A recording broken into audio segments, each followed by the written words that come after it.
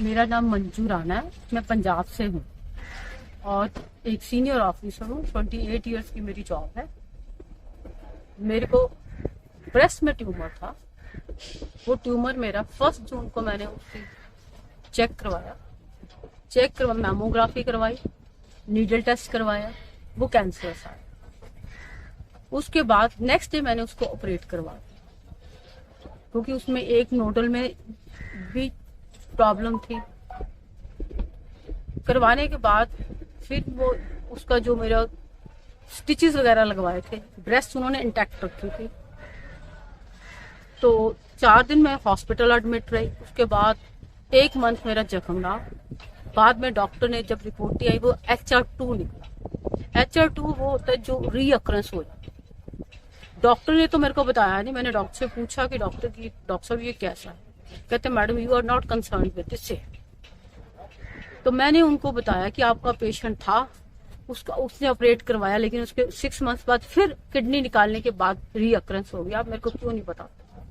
वो डॉक्टर मेरे नेफ्यू को कहता कि ये मैडम ज्यादा एजुकेटेड है, रिसर्च ज्यादा करती है, इसका मोबाइल फेंक दो। उसने कहा कि आपको 8 कीमो लेनी पड़ेंगी, 20 रेडिएशन लेनी पड़ेंगी, नहीं तो आप अपनी जिंदगी से धोखा करो। लेकिन उसके एक्ट एंड कंडक्ट को देखने के बाद और जब मैंने रिसर्च की कि इसके पेशेंट की किडनी निकालने के बाद, ट्यूमर ऑपरेट करने के बाद 6 मंथ बाद रीअकरेंस हो गया और मेरा भी HR2 है, तो ये चीज मेरे को भी यही प्रॉब्लम थे। मैंने मन बना लिया कि मैं इस चीज को खुद रिसर्च करूँ। तो फिर मैंने नेट पे ढूंढना शुरू किया। पहले मैंने कानावाड़ी भी ढूंढा, कानावाड़ी मैंने गई, लेकिन वो मेडिसिन उसमें परहेज नहीं था इतना, वो मेरे को इतना जची नहीं मन से। कुछ 2-4 दिन के गैप में मेरे को ये आश्रम मैंने ढूंढा। यहाँ मैंने पेशेंट्स की इंटरव्यू सुनी। उसके बाद मैं इमीडिएटली यहाँ पे विदिन 1 वीक आ गई। खाना मैंने परहेज मैंने तब से शुरू कर दिया जब मैंने फर्स्ट इंटरव्यू देखी। उसी के बाद मैंने सारा अनाज छोड़ दिया, गौमूत्र अपने आप शुरू कर लिया, जितना सोना। उसके बाद मैं यहाँ पे आई। मैंने आज मेरे पूरे एग्जैक्ट 2 महीने हो गए दवाई। उस दवाई के बाद आज मेरी प्रॉब्लम टोटली क्योर हो चुकी है। और मैंने जो FN मार्कर टेस्ट कराया वो मेरा 10.6 पे आया है, जबकि उसका रेंज 35.6 होना चाहिए। मेरा कम आ गया। मेरी हंसराज जी बोल रहे हैं कि अब मैडम आप बिल्कुल ठीक हो। जो उन्होंने परहेज बताए वो मैंने स्ट्रिक्टली फॉलो किए हैं, क्योंकि जिंदगी मैं दूसरों के लिए जीना चाहती हूँ। इसलिए मैंने तो ये भी सोच लिया कि ये अनाज जिंदगी में सारी उम्र ही नहीं खाना है। और मैं इसके अलावा मेरा मनोबल बहुत स्ट्रांग है। मैंने लोगों के लिए रात के 3-3 बजे तक पढ़ाई की। जब मेरा खुद का मसला आया तो मैंने सोचा कि लोगों के लिए मैं इतना कर सकती हूँ तो अपनी बॉडी के लिए क्यों नहीं। तो रोज 2-2, 4-4 वीडियो मैंने इस आश्रम के पेशेंट्स की देखी। उससे मेरा इतना मनोबल स्ट्रांग हो गया कि ऑपरेट के दवाई के बाद मैंने कभी सोचा ही नहीं कि मैं कोई कैंसर पेशेंट हूँ। और मैंने उसके बाद इतना काम किया सुबह शाम कि एक पल भी मेरी मदद 82 ईयर्स को प्रॉब्लम है, उनको विजाइना में उनका प्रोलैप्स यूट्रस है, 3 टाइम उनके डायपर चेंज करने पड़ते, सब कुछ मैं करती हूँ। मेडिसिन लेने के बाद मैं इतनी एनर्जेटिक रहती हूँ और इनके वो सब कुछ सुनने के बाद मतलब मेरी जिंदगी में ये है कि कैंसर कोई चीज होती ही नहीं। ये तो एक जैसे कहते हैं ना कि इंसान सांप कटने से नहीं मरता, डर से मर जाता है। यही वो बात है। लोग क्या है कि लोग खाना नहीं छोड़ना चाहते, दूसरा लोग अपनी एजुकेशन का फायदा नहीं उठाना चाहते। मैं जो फील करती हूँ आज के टाइम में डॉक्टर्स जो है ना वो अपने प्रोफेशन को एक्सप्लॉइट करते हैं। मैंने इवन डॉक्टर्स को, मैक्स के डॉक्टर को भी दिखाया कि डॉक्टर साहब ये है, पेशेंट्स वहां से ठीक होते हैं।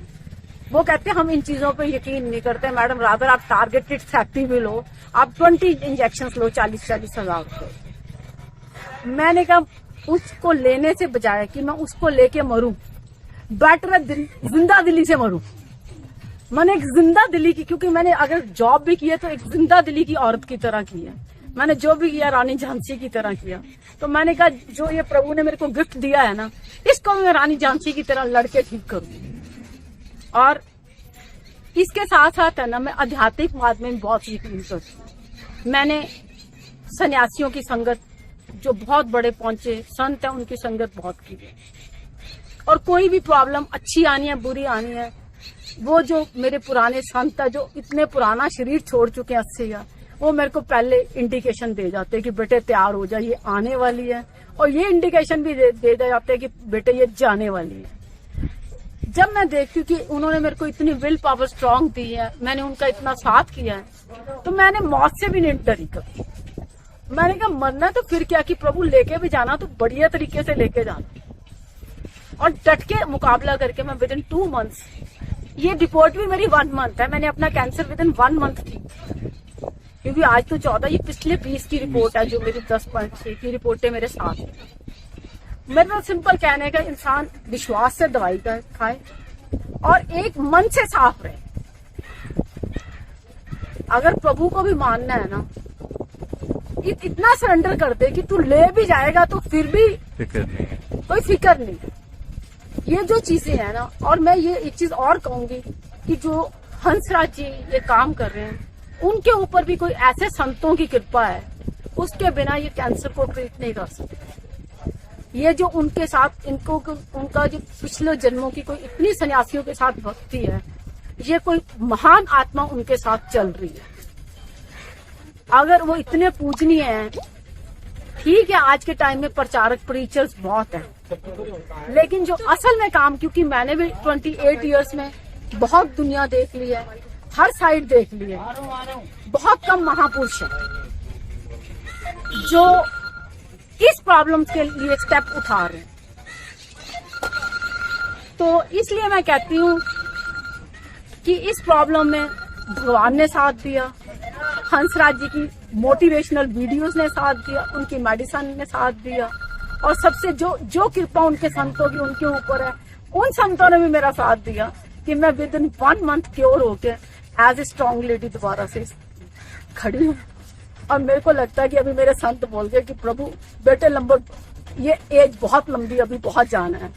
और मैं भी कोशिश करूंगी कि जिंदगी में है ना, जो हंसराज जी कर रहे हैं, मैं भी कुछ ना कुछ योगदान अपनी लाइफ का कंट्रीब्यूट करूं, कि जो चीज मैं लाखों रुपए लेके जिंदगी वापस नहीं ले सकती थी, उन्होंने मेरे को बिना कुछ खर्च किए ये जिंदगी दे दी।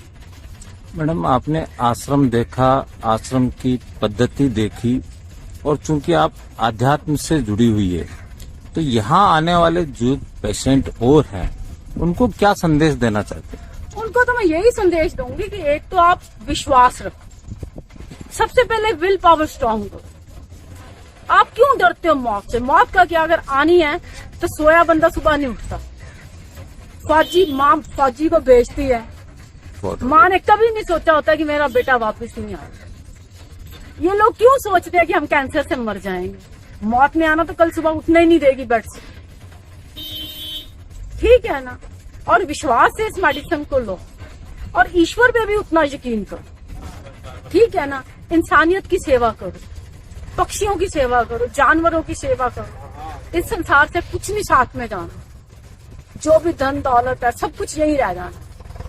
अगर आज मैं भी इस जगह पहुंची हूँ, हंसराज के संपर्क में आई हूँ, तो मेरे को लगता है ये जो मेरे गुरु हैं, महापुरुष है मेरे, जिनके साथ मेरा संपर्क है, ये सब उनका आशीर्वाद है कि वो संत एक बड़े संत के पास मेरे को ले आए। उसने मेरे को 1 महीने में इन सब चीजों से छुटकारा दिला दिया, और मैं एक हैप्पी लाइफ लीड करती हूँ।